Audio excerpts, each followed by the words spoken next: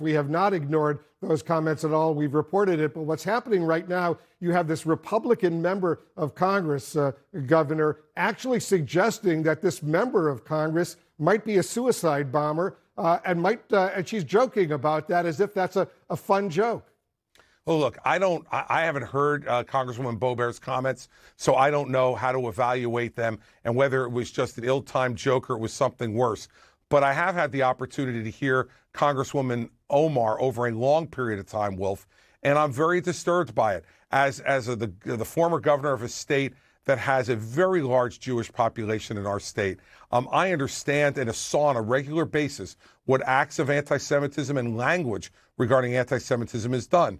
But also, as U.S. Attorney in New Jersey in the aftermath of 9/11, I also stood up for the Muslim community, and as you'll probably recall, took a lot of abuse for nominating a Muslim American to the state court in New Jersey, and I stood up then and said, I'm not going to make evaluations based upon people's religion. So my record is really clear on this, and I take your word for it that you've covered Congresswoman Omar's comments, but I haven't seen enough of it in terms of the coverage across the media. And having that sensitivity as a former governor of New Jersey on both sides, on the Jewish side and the Muslim side, there's no place for that kind of language. And quite frankly, I think Congresswoman Omar has to be held to account just as much as anybody else. Well, we as I said, over the past year or two or three or whatever, we've covered a lot of those comments that she made. Let me play for you what Congresswoman Boebert, you say you haven't been familiar with what she's saying. Not. I'll play this little clip that we had. This is from September. Watch this.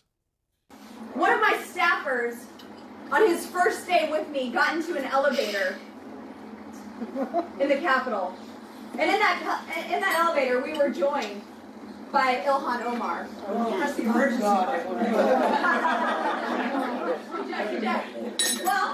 was just us three in there, and I looked over and I said, well, look at there, it's the Jihad Squad. Yeah.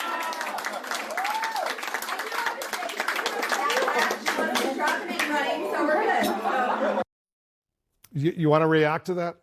Look, this is the same kind of thing that, when my Muslim American nominee for the state court in New Jersey was brought before the Senate committee in New Jersey, one of the things that one of the senators asked him right off the bat was, can you explain jihad to me? I think that any kind of generalizations that we make about anyone, whether it's that or whether it's the things that Congresswoman Omar has said regarding Jewish Americans in this country, doesn't do anything to bring the country together. Now, it appears to me from watching the video that she was making a joke there, but in the end, sometimes jokes are not in the best taste and are not with the best idea behind them.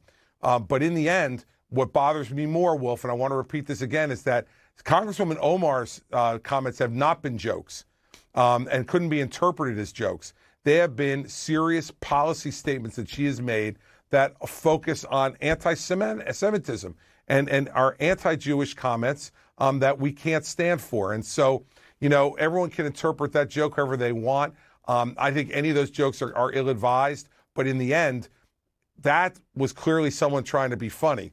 And you could say it wasn't or was or wasn't funny. But Congresswoman Omar is talking about serious policy issues that are anti-Semitic, Wolf, and I think that is of a much graver concern than someone who's making a joke. Here's the difference, Governor. Congresswoman Omar, for those comments she made that were interpreted as being anti-Semitic, she apologized. We didn't hear Lauren Boebert apologize, did we?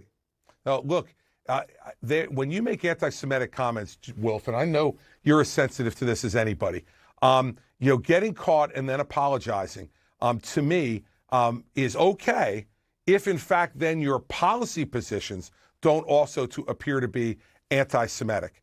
And my concern about Congresswoman Omar, as I've said a number of times to you now, is that it's not just the words, it's the actions. And I'm concerned that an apology is made because your hand got caught in the cookie jar, but you continue to follow policies. And we saw this in the vote regarding the missile defense system in Israel and the Iron Dome. We've seen a number of policy things that seem to not make us believe she wasn't really sorry for what she said because of the policy actions she takes as well. And that's why I'm so focused on that. I haven't seen any of the same type of things from Congresswoman Boebert. Here's the difference, Governor. When she made Congresswoman Ilhan Omar made comments that were seemed to be anti-Semitic, she was immediately criticized by the Democratic leadership in Congress. We haven't seen that from the Republican leadership as far as Congresswoman Boebert is concerned. And as a result, there's a major difference right there, and it involves your party, right? Well, look, first of all, I would quibble with you about whether they seem to be anti-Semitic. They were anti-Semitic. And she apologized for that.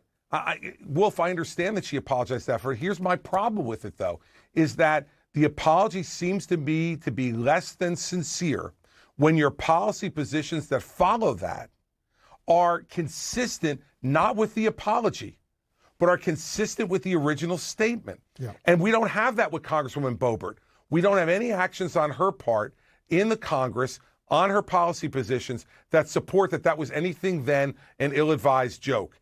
Here with Congresswoman Omar, we see policy positions that are consistent not with the apology, but consistent with the anti-Semitic statement. That, to me, is of a much greater concern and something that we should be spending much more time on. And that's why I'm bringing it to your attention. Very quickly, Governor, I know you got to run. Can you give me a yes or a no? Do you want to be president of the United States? Well, I did in 2016, Wolf, and we'll see what happens come 2024. But right now I'm focused on 2022 and helping Republicans win governorships, the House and the Senate back. That's where my focus is going to be, and that's why I wrote the book that I wrote. Sounds like it's still possible that you may run again.